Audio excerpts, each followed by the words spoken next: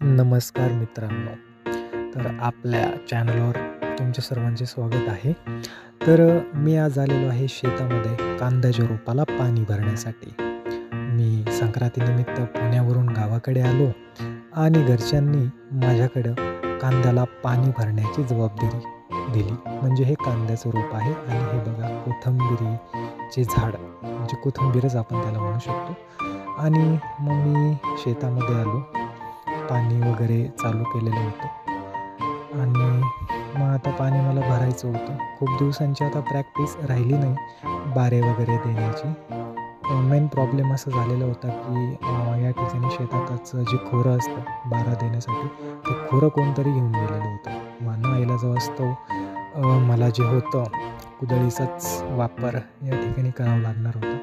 आणि या ठिकाणी आपली मोबाईल उलटे-पालटे करून दंडामध्ये पाणी वगैरे कसं येतं याचे हे व्हिडिओ काढण्याचे निष्फळ प्रयत्न चालू होते आणि अशा पद्धतीनं पाणी पळत होतं आणि त्यासमोर मी स्वतःला प्रो व्हिडिओग्राफर असल्यासारखा व्हिडिओ काढण्याचा प्रयत्न करत होतो.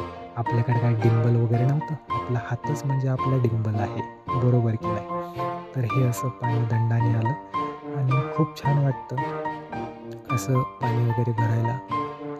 पाणी या कांद्याला द्यायचं होतं. आता कांदे लावायचे आहेत, बट ॲक्च्युली सणामुळं काय झालेलं होतं की जे लेबर होते सणामध्ये फार बिझी असल्याकारणाने कांदे आपले लावण्याचे थोडे लांबणीवर पडले. हे आपलं कांद्याचं रोप आहे बघा. थोडंसं आभाळ वगैरे आल्यामुळं नॉर्मल पिवळं वगैरे पडलेलं आहे, बट ठीक आहे. तर या रोपामध्येच आपण कोथिंबीर लावली आहे, पालक लावली आहे, मेथीची भाजी लावली आहे, सगळं नॅचरल. आता ही आपली कुदळीचाच वापर करून आपल्याला जे आहे बारे वगैरे मोडायचे होते. बघा आता काय करता. कुदळीनं आता खणतोय मी या ठिकाणी. एका हातामध्ये मोबाईल पण पकडला, एका हाताने खणतोय.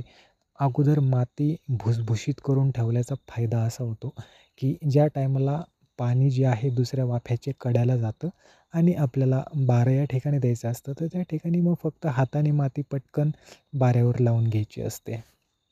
तर अशा पद्धतीनं आता मी बारे देत होतो आणि मेन म्हणजे माझी या ठिकाणी फार फजिती झाली, कारण मी बारे दिल्यानंतर माझ्याकडनं बारं बसत नव्हतं. पाण्याचा थोप प्रचंड असल्यामुळं बारं मोडून जायचं आणि पाणी त्या याच्या पलीकडून निघून जायचं. असा प्रॉब्लेम जो होता तो झालेला होता आणि मी बारं लावण्याचे अथक परिश्रम करत होतो. या ठिकाणी तुम्ही बघूच शकता. पाणी इकडेही जातं आहे, तिकडेही जातं आहे आणि मम्मी माझ्यावर हसत होती.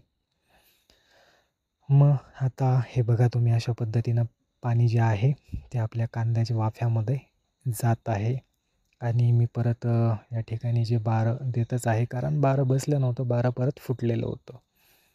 मी पुन्हा पुन्हा ते बारं 3-4 वेळा देण्याचा प्रयत्न केला. पाणी तिकडून वेगाने येत होतं, तरी पण पाणी कमी आहे, कारण जास्त प्रमाणात जर पाणी असेल तर वाफे फुटतात आणि पाणी बसत नाही. तर हे सर्व